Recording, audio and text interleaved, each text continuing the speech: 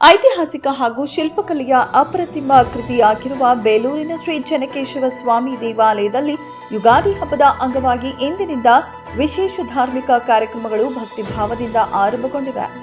ದೇಗುಲದ ಪ್ರಧಾನ ಅರ್ಚಕ ಶ್ರೀನಿವಾಸ್ ಭಟ್ ಮಾತನಾಡಿ, ಯುಗಾದಿ ಹಬ್ಬದ ದಿನದಿಂದಲೇ ಸ್ವಾಮಿಗೆ ವಿಶೇಷ ಅಭಿಷೇಕ, ಅಲಂಕಾರ ಹಾಗೂ ಪಂಚಾಂಗ ಶ್ರವಣದೊಂದಿಗೆ ಉತ್ಸವಗಳಿಗೆ ಚಾಲನೆ ನೀಡಲಾಗಿದೆ ಎಂದು ತಿಳಿಸಿದರು.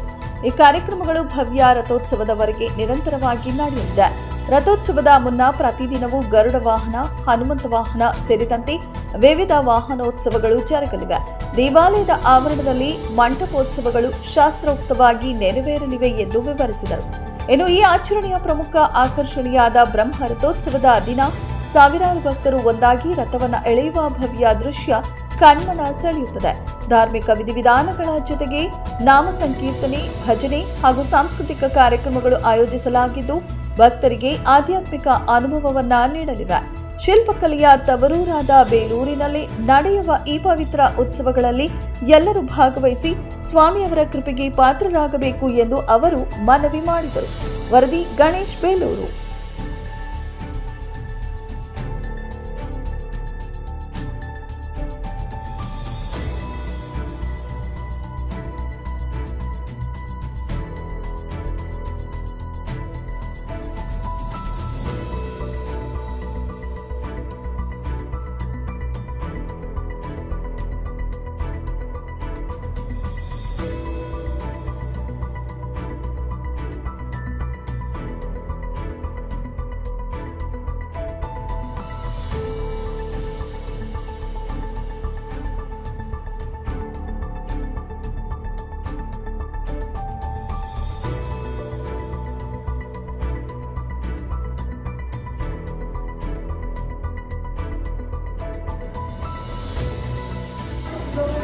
ಪರಾಭಾವನಾಮ ಸಂವತ್ಸರದ ಯುಗಾದಿ ಶುಭಾಶಯಗಳೊಂದಿಗೆ ಶ್ರೀಯವರ ಬ್ರಹ್ಮರಥೋತ್ಸವದ ಕಾರ್ಯಕ್ರಮಗಳು 23ರಿಂದ ಪ್ರಾರಂಭವಾದರೂ ನಮ್ಮಲ್ಲಿ ಯುಗಾದಿಯಿಂದಲೇ ಪ್ರಾರಂಭವಾದಂಥ ಅನುಭವಗಳು ಜಾಸ್ತಿ.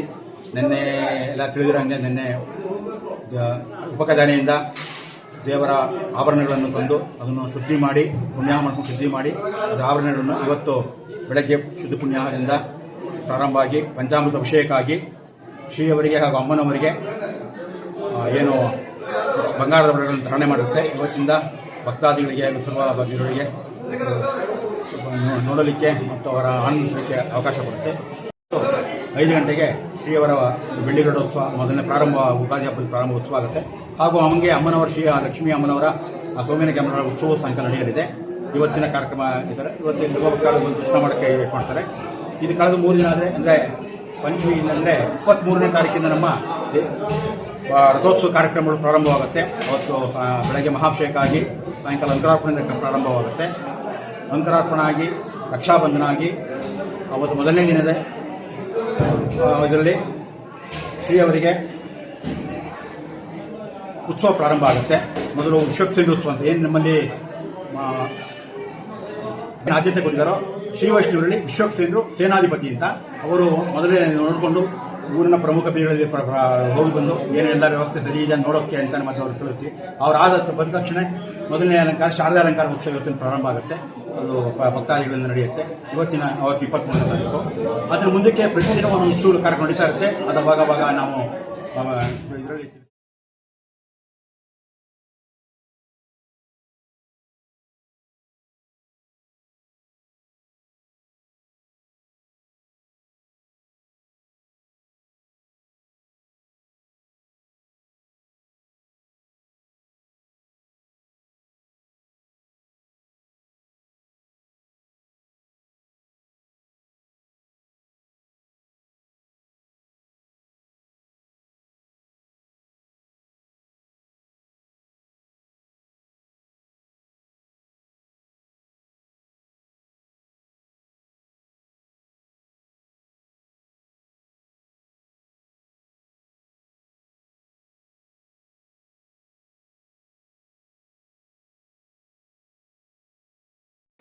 ಹನುಮ ಬೆಳಗ್ಗೆ ರಥೋತ್ಸವ ಕಾರ್ಯಕ್ರಮ 4 ಗಂಟೆಗೆ ಪೂಜೆ ಆದ ತಕ್ಷಣ 4:15ರಿಂದ ಕಾರ್ಯಕ್ರಮ ನಡೆಯುತ್ತೆ.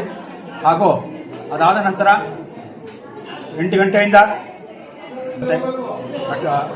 ದೇವರ ಅದು ಮುಗಿದ ತಕ್ಷಣ ಯಾತ್ರಾದಾನಕ್ಕೆ ಪ್ರಾರಂಭ ಆಗುತ್ತೆ. 8:30ಯಿಂದ 9 ಗಂಟೆಯೊಳಗೆ ಶ್ರೀಯವರ ಉತ್ಸವ ಇದರಿಂದ ನವರಂಗದಿಂದ ಪ್ರಾರಂಭ ಆಗಿ 1-1.5 ಗಂಟೆ ಕಾಲ 8 ಬೀದಿಗಳಲ್ಲೂ ಕೃಷ್ಣಗಂಧೋತ್ಸವ ಅಂತ 8 ಬೀದಿ ಉತ್ಸವಗಳು ಬಂದು ಮಂಟಪಡಿ ಸೇವೆ ಅಂತ ರಥದ ಈ ಕಡೆ ನಮ್ಮ ಬಾವಿ ಹತ್ರ ರಥ ಮಂಟಪಡಿ ಸೇವೆ ಆಗುತ್ತೆ. ಅದಲ್ಲಿ ಎಲ್ಲ ಏನು ಸಮರ್ಪಣೆ ಗೌರವ ಸಮರ್ಪಣೆ ಮಾಡಿದ ಮೇಲೆ ರಥ ಹಿಂಕೊಡೋದು. ಆ ಟೈಮಲ್ಲಿ ಪ್ರದಕ್ಷಿಣೆ ಬಂದು ರಥಾರೋಹಣ ಆಗುತ್ತೆ.